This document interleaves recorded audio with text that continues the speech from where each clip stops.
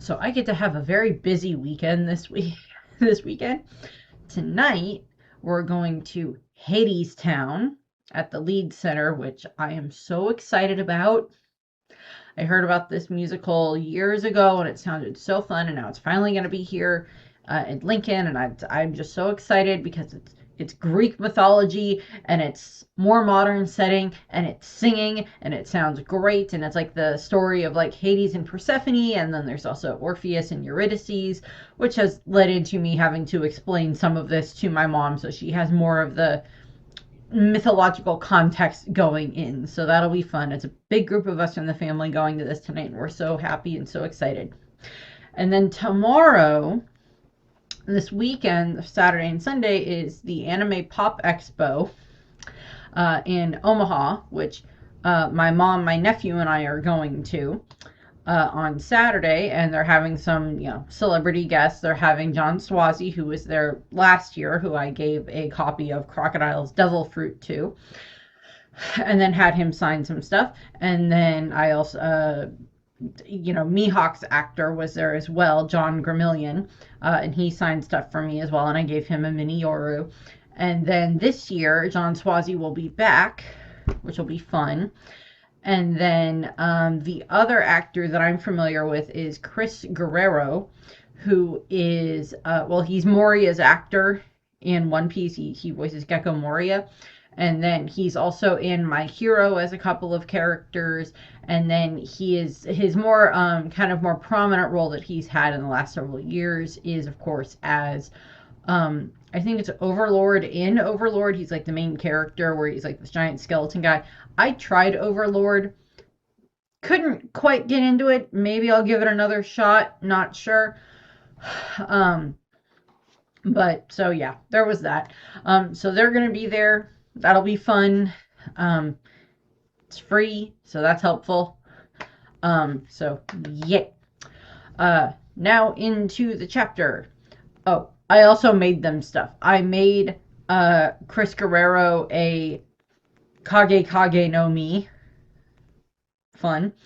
And I have some stuff for him to sign. And then I made John Swazi, the voice actor, because he's Crocodile in One Piece, and he's All for One in My Hero.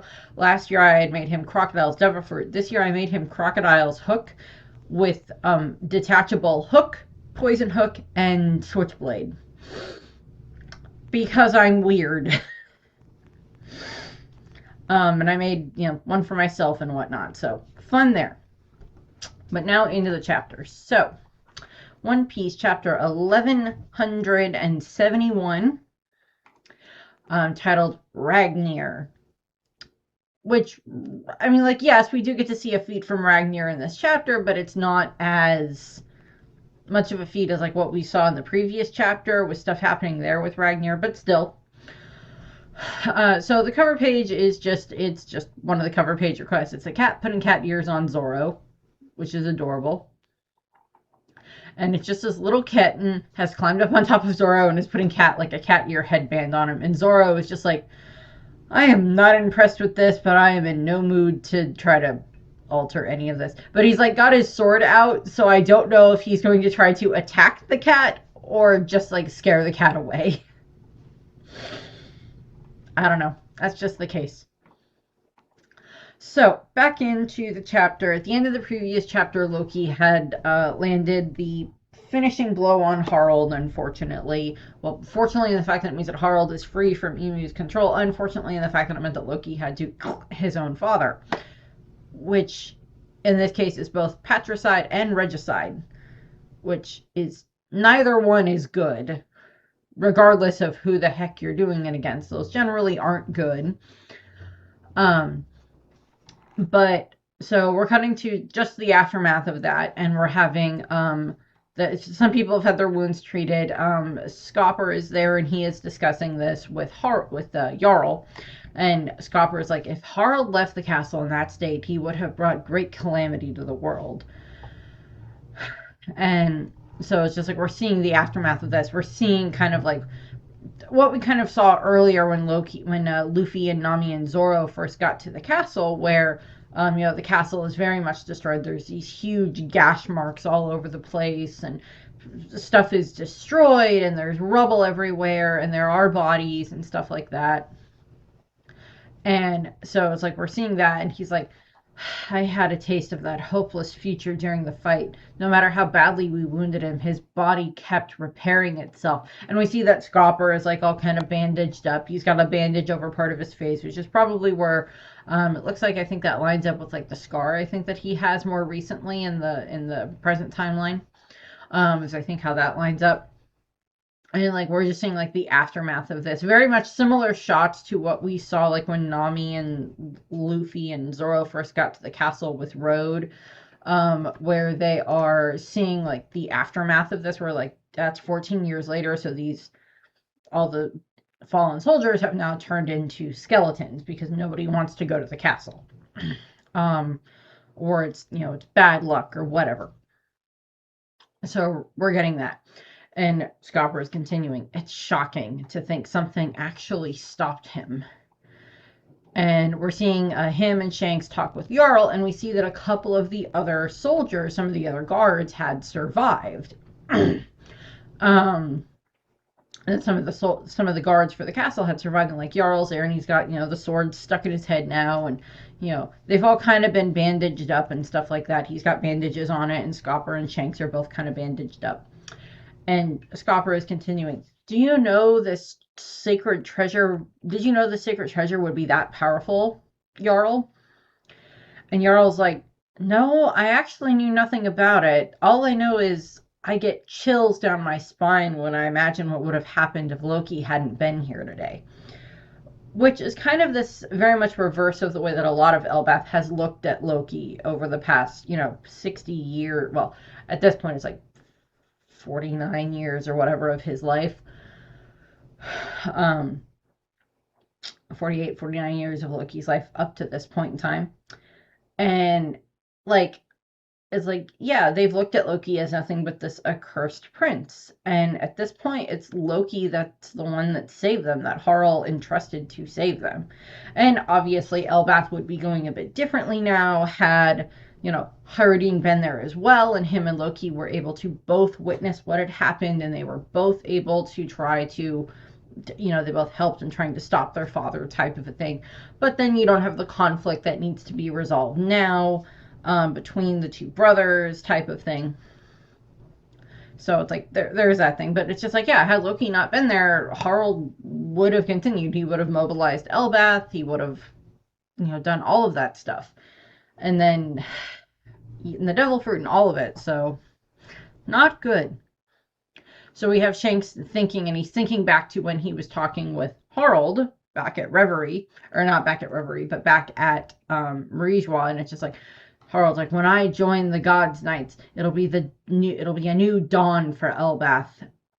No, actually, in retrospect and from just like outside perspective, from what we know, yeah, no, it's not a new dawn. It would not have been a new dawn for Elbaph. It would have been entering a very dark time for Elbaph, considering this kind of Enlightenment era that Harald had brought into it over the past, however amount of his rule at this point in time.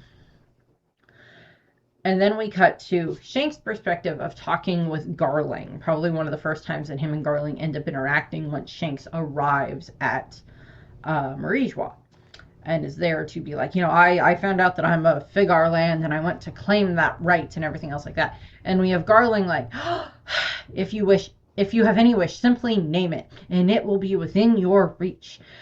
You've truly endured a miserable, squalid life until now, my poor child.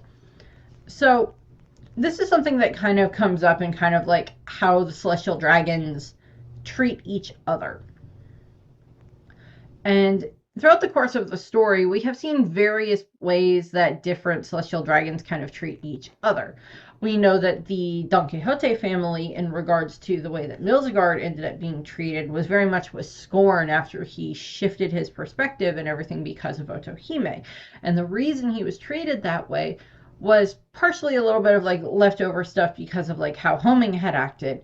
and that Humming had left, but in this case Milzigard stayed. But because of the fact that Milzigard had freed his slaves and was paying his servants and so many different things like that, where he was actually using his status to try to help make things better for people in the lower world.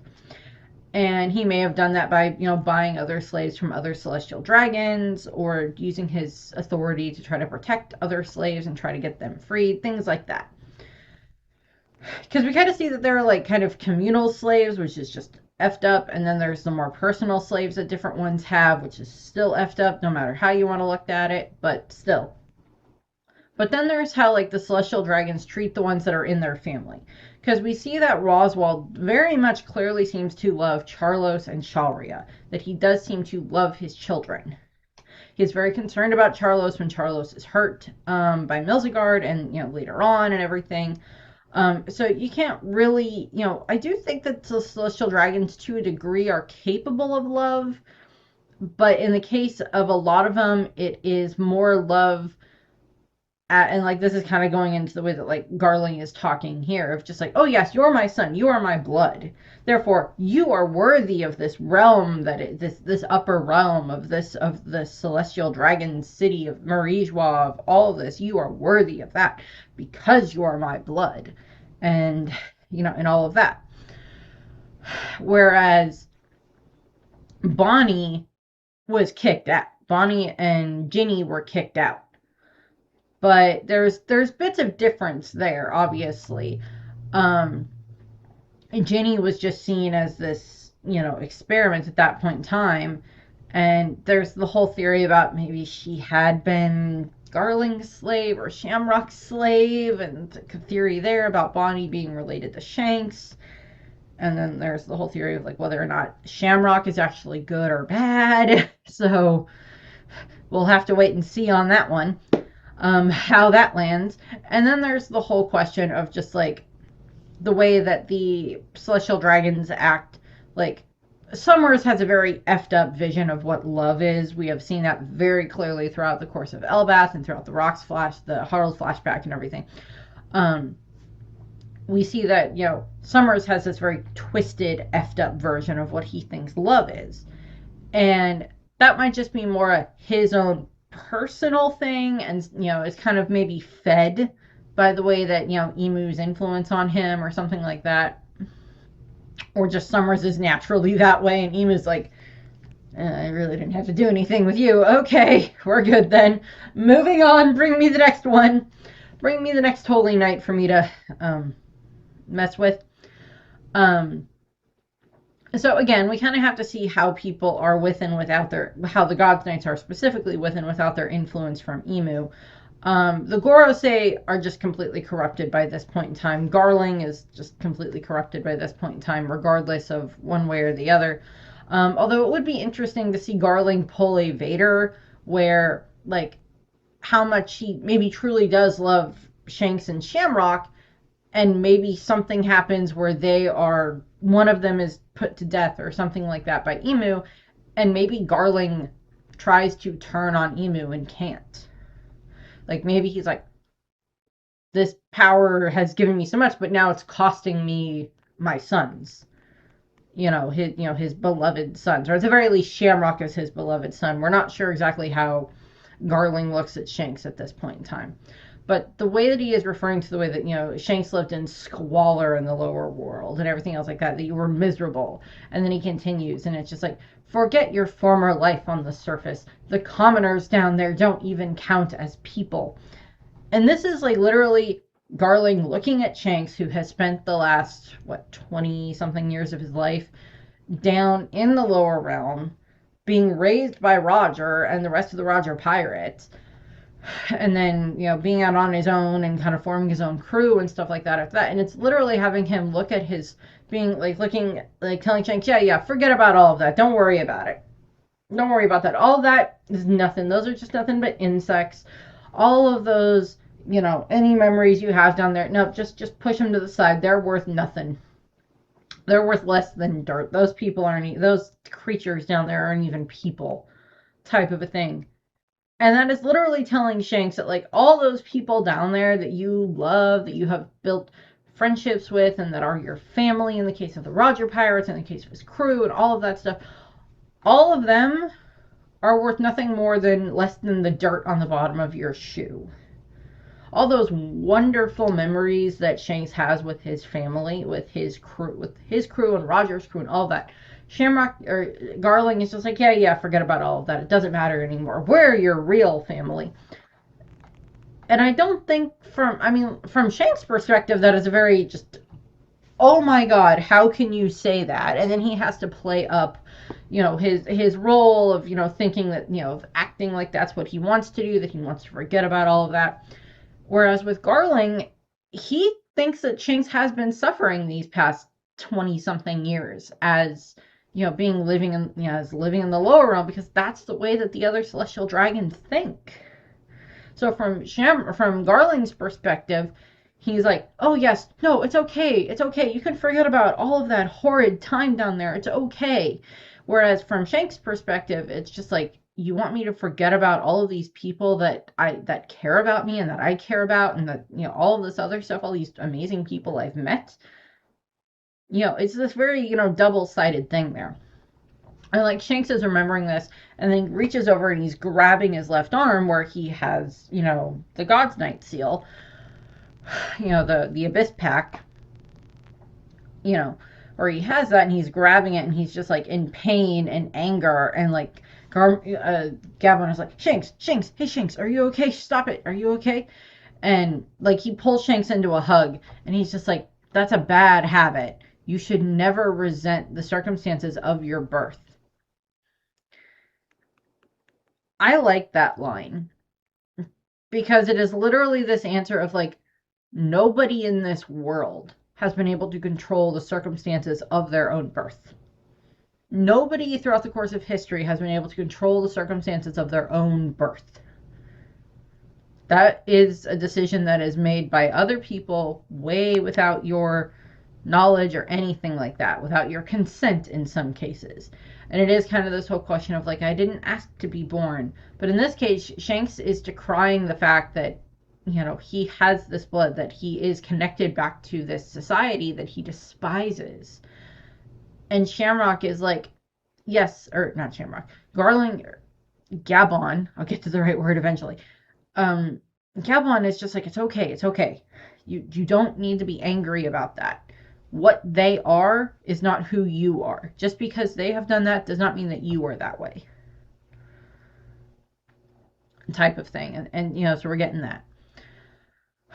And Shanks is just like, why did Harald have to die? He was such a pure soul. If only I had been faster. If only I'd gotten here sooner. If only I'd been able to deliver this message to him sooner before he took on that abyssal pact and just all of that. So that's like, Shanks is like, he's blaming himself for this. And Gabon is just like, this isn't your fault.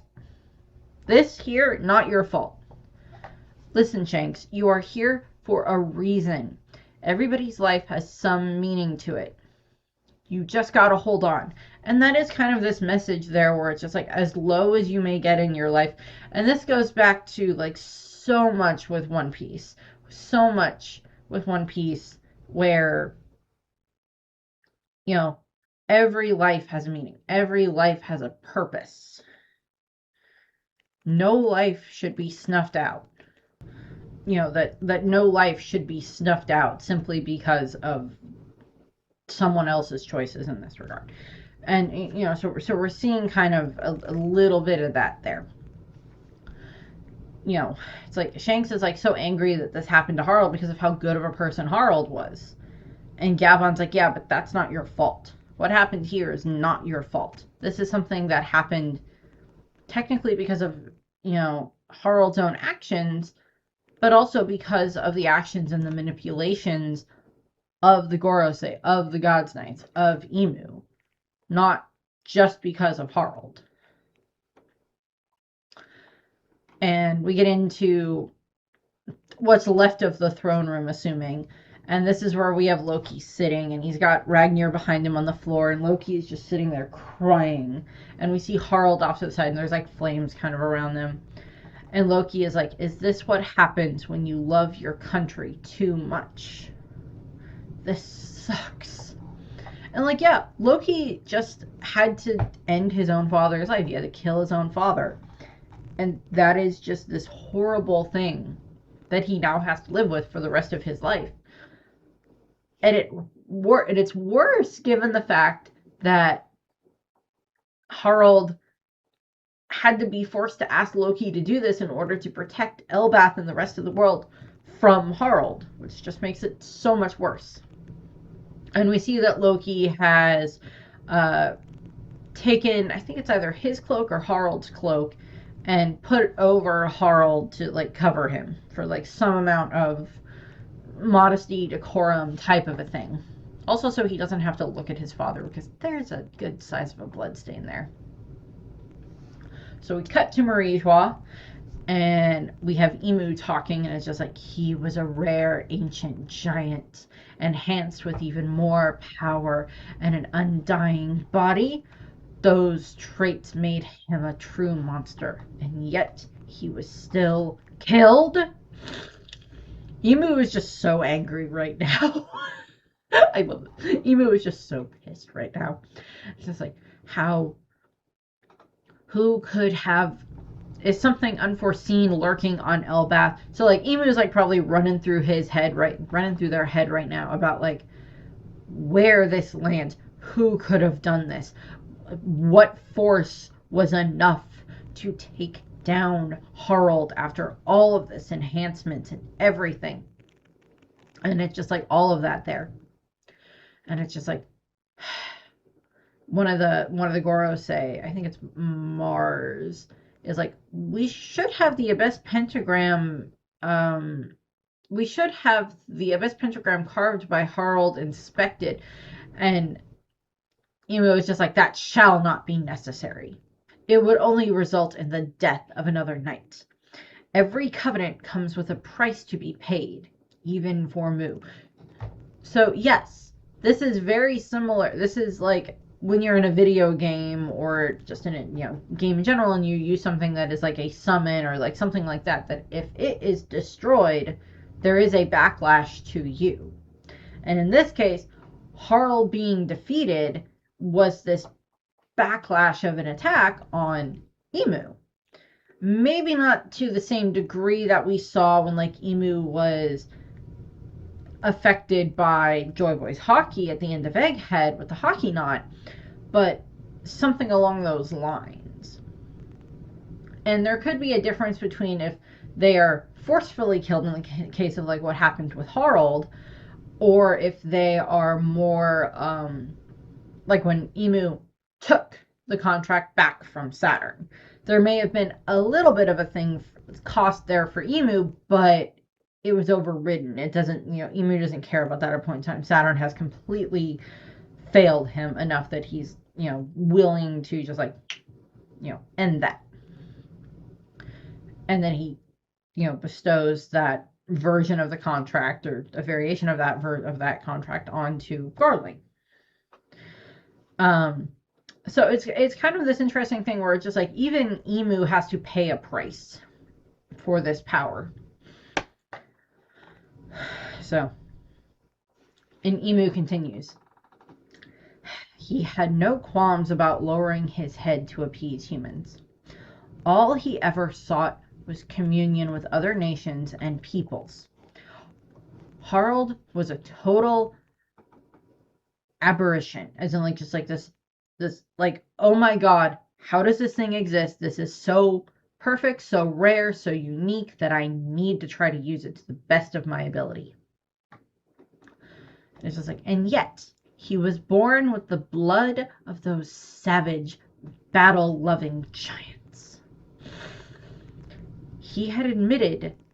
Had we admitted him into the government flippantly, his very presence might have destroyed it from within. I don't know. I'm trying to figure out like kind of where Emu is coming from with this, because like obviously it is something to do with the fact of like they very much fear the giants. Partially because of the giants' connections to Joy Boy and Nika and D and all, and the Will of D and all of that. But then it's also this concept of Emu was scared of what the giants were able to do on their own, particularly ancient giants. And Harald has that lineage, and so does Loki. And it's like this whole concept there. But then it's the question of like, okay, if you had flippantly allowed him in, what did you think Harald was going to do? Did you think he was going to, like, he could, I mean, like, Harald at Elbaph could technically, I guess, be a focus of like a rallying point for those within the world government, Alabasta, other ones at that point in time, to form alliances with them and try to build up that. Bear in mind, Cobra would have still been, this is 14 years ago. Cobra was very much king of Alabasta at this point in time. Vivi was just a little kid when all of this was happening. And Cobra may have like reached out a hand in friendship to Harald. I don't know if we ever have any indication of like of Harald and Cobra interacting with each other, but having like that, reaching out that like hand of friendship. Riku possibly would have done the same thing. Some of the other countries maybe as well. That thought. And Emu is continuing. Elbaph should have never known a king of his disposition. Foregoing a covenant with a cooperative ancient giant like him was an unprecedented opportunity. This disappointing outcome proves that history does not lie. We were always going to be incompatible. So it's literally, it was just like Harald was this offer that they could not pass up, so that they could not risk passing up. And it still failed. It was just like this business venture that's just like, this is just such an open opportunity here. And then, didn't pan out the way that you thought it was, did it, Emu? And Emu is just like, never forget, Elbaph is of the D. So it's just like, Elbaph is like a no-go zone at this point in time. We are not sending anybody there right now. We'll have to figure out like why there was this shift in Emu's decision making in that regard, via the more current part of the storyline, why they sent the God's Knights there. Why now of all times? We know that currently Emu is on the island because Marijois is on fire, and he needs to get the rest of his forces back there and find out why the heck everything's taking so long on Elbaph. Plus, we know there's this whole thought of like a time dilation thing between Elbaph and the rest of the world, but that hasn't fully been confirmed yet, so we'll see what happens. So we cut back to Elbaph, and and someone's talking to Loki. It's either Shanks or Gabon or whatever. Loki, after this, the country will be in disarray. I think it's a Jarl that's talking, and Loki is just like, I'm heading out to sea, old timer. I'll take the surviving soldiers with me. So there was kind of this question of like where Loki's crew came from. We also don't know where they currently are. We just know that Loki got dragged back to Elbaph, not necessarily the rest of his crew 6 years ago by Shanks. But so, and like we saw that there were some of the guards who survived this, and Loki's like, well, we can't have them stay out there because that's going to be a chance for them to, they're going to have to lie about what happened here, and having too many people lying could be a problem, type of a thing. So he's going to take them with him when he heads out to sea, and they're going to essentially be his crew for the next 8 years, something like that. So what ends up happening is, Jarl's like, what about Harald's final request? And it's cut back to Harald, and it's just like, tell the people of Elbaph what happened here.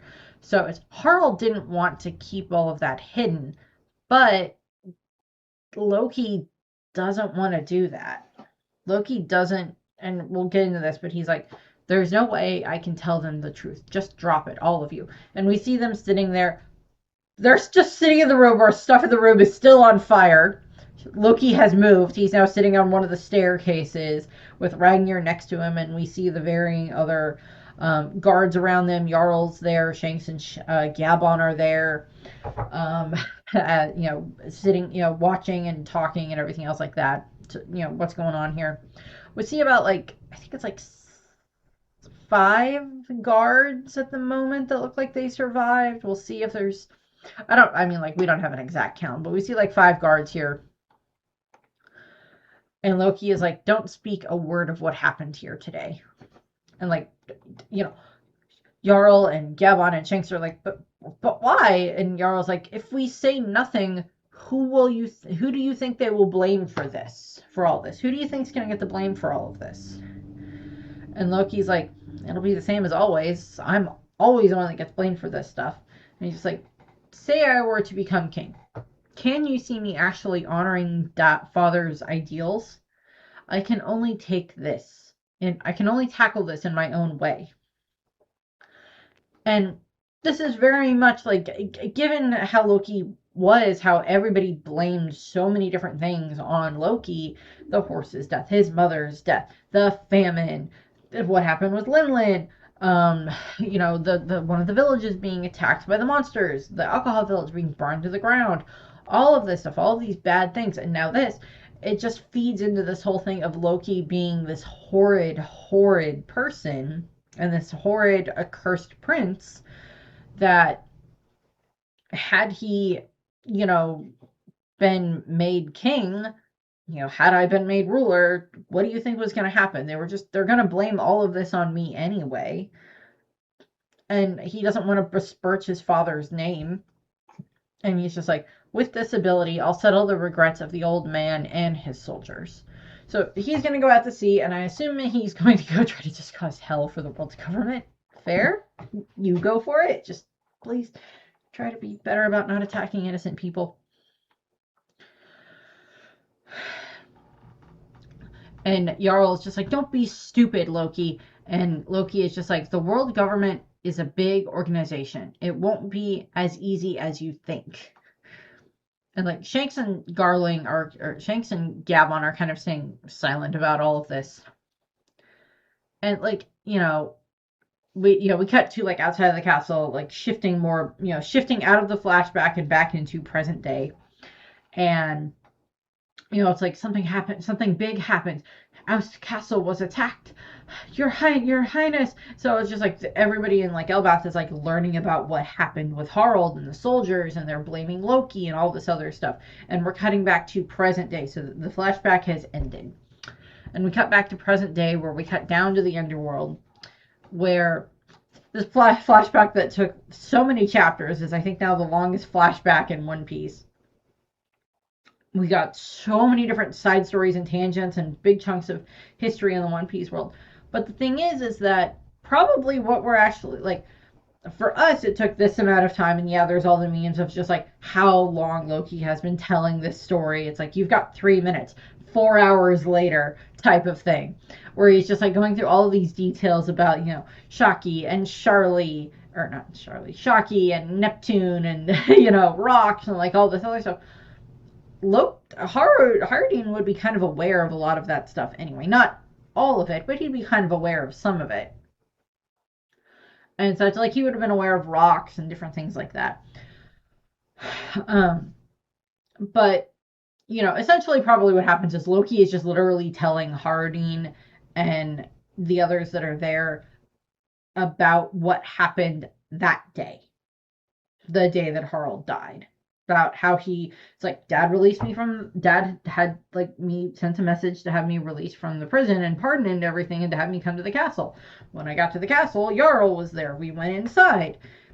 We got inside, and Father was being stabbed by all of his guards, and then he was attacking all of his guards, and he seemed to be going crazy, and he was like talking, like trying to resist, but his body was still moving on its own and slaughtering the guards, and he attacked Harald and me, and he's telling us, no, you have to stop me, you have to defeat me, pin me down, stop me, kill me, all of this. I'm being controlled, I made a mistake, I'm sorry, this is all my fault. Loki, you have to go eat the devil fruit, it's in the treasure room, I give you permission to eat it, you have to stop me before I'm completely gone. And then, Harald does the shift where he gets controlled and, where he's fully under Emu's influence. By then, his morals have been flipped. His allegiances have been flipped. And he stabs Jarl, and Loki gets to the devil fruit and has to fight Ragnir, like all that stuff. And he gains a squirrel hammer and a It's a squirrel hammer. I love that. He gains a squirrel hammer and he gains a devil fruit. We don't know quite what that is yet. And, and he goes through all of that, and then he has to go and he has to fight his father. And he has to defeat Harald, and he does do that, and he has to kill Harald, and he does do that. And then we have this aftermath of like him, Jarl, Shanks, and Gabon talking with the other soldiers and deciding what's going to happen. And that's probably what the majority of the 3-minute conversation. Maybe something adding in about Ida or something like that here and there. But that's like it's like, and, like we're kind of coming out of the conversation where Loki is explaining this. And he's like, after that, I set out to sea. Hurting, by the time you guys returned to the island, everybody had already dubbed me Loki the Patricide.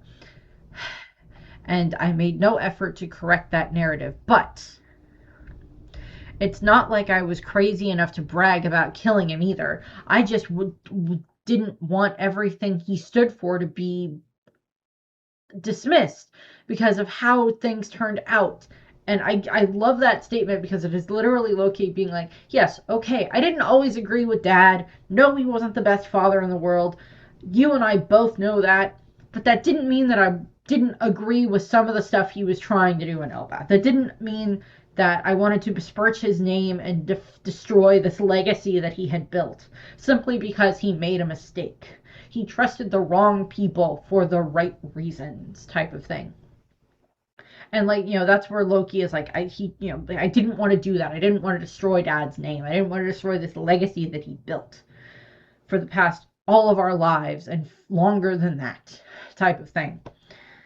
And we see that here, and we see Loki just like yelling at, Harding and trying to explain this and everything.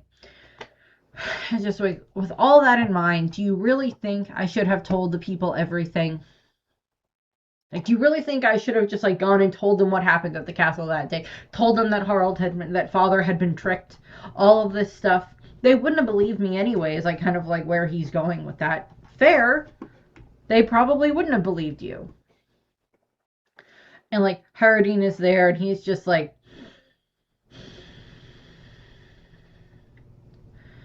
and Gabon's like, he's telling the truth, Harding.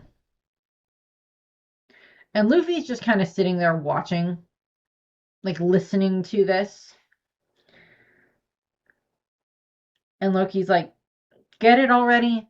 I really didn't want to relive all this crap. I didn't want to. And Harding's like, Elder Jarl was always opposed to your execution. I can understand why you chose to keep this secret. Father choosing death in the face of the government's manipulation. The world government has been our enemy all this time. I wonder, what did they do to Father? Because they don't know the full context here. They don't know the full context of the Depths Covenant and the Shallows and all of that stuff. They don't know the full context of that. They don't know the full context of what Harald was doing with the world government as a God's Knight or anything like that. They don't know the full context there.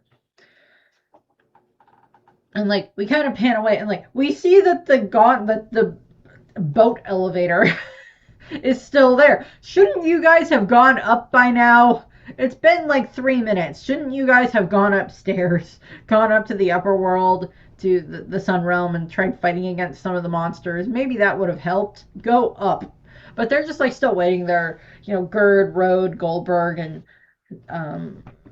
Stanson and Zoro and Sanji are both still waiting there. Chopper's over dealing with Gabon, so he's over by the conversation. But they're all listening, and Gabon's like, indeed. And now they've sent more knights to Elbaph, some with deep ties to Harald. Even Loki doesn't know all the details about Harald's dealings in the Holy Land. And we cut over to where we see, the new giant warrior pirates. We see Gerd and Rode and Stanson. Why do I keep forgetting Stanson? Stanson and Harding and Salt and Goldberg. And it's just and Loki's like, well, I can fill you in if you want. And Harding's like, that's not necessary for now, Yasan. Or I think it's Gabon that's like, I can fill you in if you want me to. And Hardin's like, that's not necessary. We need no further reason to protect our country. And like Sanji and Zoro are listening in on this. All of them are. And the thing is that all of the new giant warrior pirates all grew up under Harald's rule. They all grew up with some of these ideals put into them about embracing humanity and embracing humans and other races and everything else like that, and embracing the outside world. And we see Hardin, we see the chains click and fall off, and he's just like, Loki, it seems we both feel the same way about Father. I'm sorry for everything. For the sake of Elbaph, let's make a stand together. And Loki is kind of speechless by this. And he's like, he's free. He's got the handcuffs off of him. He's like looking at his hands where they're he's not cuffed anymore. And Luffy just goes like, yay, that's great, Loki. Now we can fight. You can fight now. And Luffy's just like so happy. And then we hear like this giant roar off in the distance. And like everybody's like, what? And then just giant thing comes crashing down out of the sun realm. Oh, that was a well-timed computer movement. Just crashes down off in the mountains. And then just like over the mountains appears just giant skeleton knight. Everybody's like, what the F is that? And it's just like, Chopper's like, that's one of the monsters that was rampaging up there. They've got a ton of creatures running wild. And Hardin is like, where did that come from? Isn't that a Draugr? That's like the kind of Norse zombie. Just think of it as like a Norse zombie, as like the most basic version of what it is.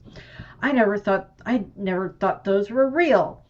And Loki's like, this will be a good warm-up. Go on ahead. I'll just jump up. Just like, what in the world is that? So Luffy is like, what in the world is that? So Hardin is like running off toward the elevator boat. I don't remember what they're called. Gondola, elevator, I don't know. Gets over to that. And it's just like, what's going on up there? It's like, hurry up, Hardin. Yeah, hey, Loki, we got to get up there. And it's just like, we admit we prejudged you when we called you a Kingslayer, piece of crap. And they're like, we're sorry. We're really sorry. All of them are yelling down at him, which is funny. Which is just like, we're really sorry. We thought that of you. And it's just like, but this doesn't, and Hardin's like, but this doesn't undo all the other things you've done. It's just like, yeah, it doesn't undo all the other crap that you've put the country through. But that one specifically, you are pardoned for. We're not going to worry about that right now. That was my main issue with you. And Loki's like, shut up and go already. I don't need to hear you guys yap. And Loki's like, oh, this is great. He's like, oh, this is great. This is the best I can move. It's so freeing. So he's all ready for that. And like Luffy's like laughing.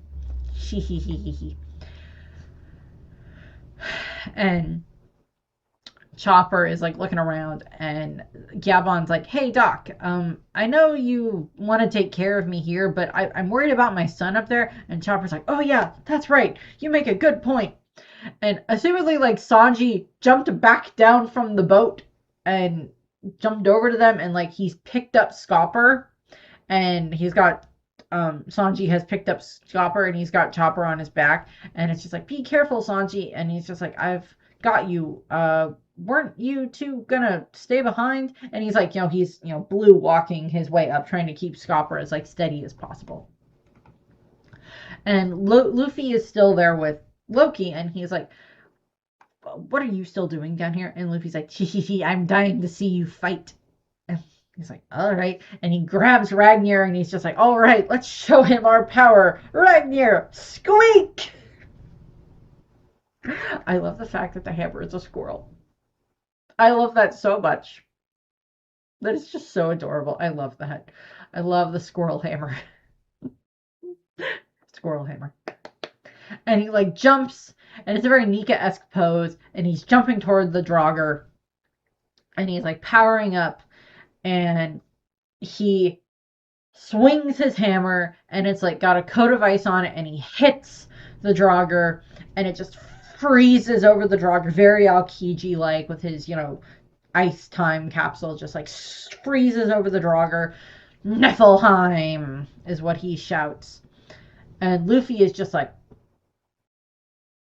wow, like Luffy is blown away by that.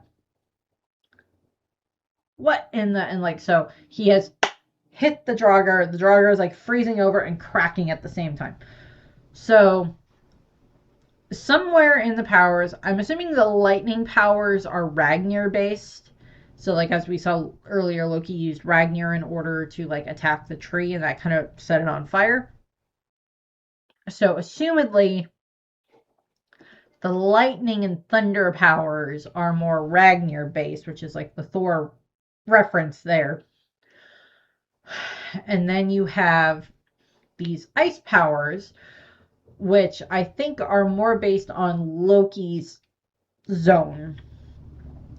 And again, Oda has, kind of stuck different, elements on different mythological creatures.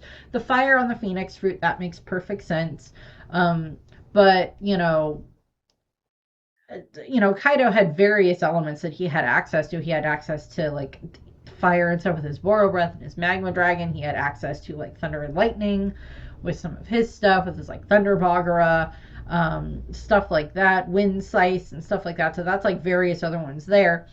Yamato has ice-based powers, and I don't know what we're going to see here. There's various thoughts, of course, as to what Loki's devil fruit is going to be. Is it going to be like a Fenrir devil fruit? Is it going to be like a Nidhogg devil fruit? Is it going to be like a Jormungandr devil fruit of some kind? Is it going to be something else? I think I made the comment that like it could be something completely out of left field and it's not even Norse mythology based. And Oda's just like, you know what? They're all going to expect me to do something Norse mythology based. So,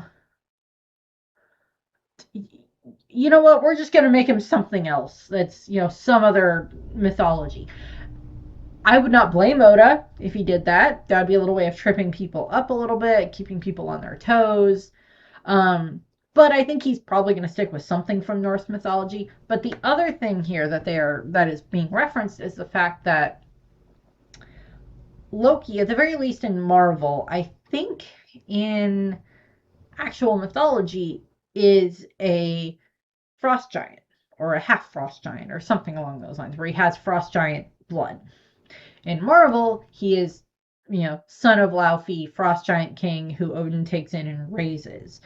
And that's generally the way that he's portrayed in the comics and in the movies and in a lot of the series. Some of the what ifs have him like being raised as a frost giant, where he's raised by his father, and that like foster stuff. So this having Loki having ice powers here is like a reference back to that, to Loki being a frost giant in mythology and in the comics and in the movies and stuff like that for Marvel. So I like that, that nod there. But the other thing is that he is referencing Niflheim, which is, of course, in Norse mythology, is like where kind of like their version of like the souls of the damned go, if I remember correctly. Because like Valhalla is like where all of the warriors go, those who died valiantly in battle of some kind. And I don't know the exact terms for what qualifies as like died valiantly in battle. I don't know if that implies if like you have to be like on the battlefield. In Thor, Love and Thunder, they have it be that like Jane dies because of her battle with cancer. And that's kind of like this question there of like, does that qualify as being like a warrior? So like, in my opinion, if you are fighting against cancer, trying to live, that definitely qualifies as being a valiant warrior. Even if you die in the process or you're killed by the cancer or something, you still died in your, trying to fight against cancer type of a thing. Or died somehow in battle or died protecting someone or doing a valiant act, something like that is kind of like where that lands for me. But Niflheim is where like more the souls of the damned go, I think. And it is ruled over by Hel, Hel, or Hela in Marvel. She's the goddess of the underworld. In Norse mythology and in the Marvel comics, not the movies, but the comics, Hel or Hela is Loki's daughter. And there's like a whole thing there but I'm not going to delve into that here. But she's like in the comics and in Norse mythology, Hel is one of Loki's children. Hela is one of Loki's children. In the movies, she's Loki and Thor's older sister that they did not know about. So, what are you gonna do? But she still has like that connection to like the underworld type of a thing. So it's like combinations of that stuff. So Niflheim is like referencing this snowy frost realm, and like they're in the underworld of Elbaph.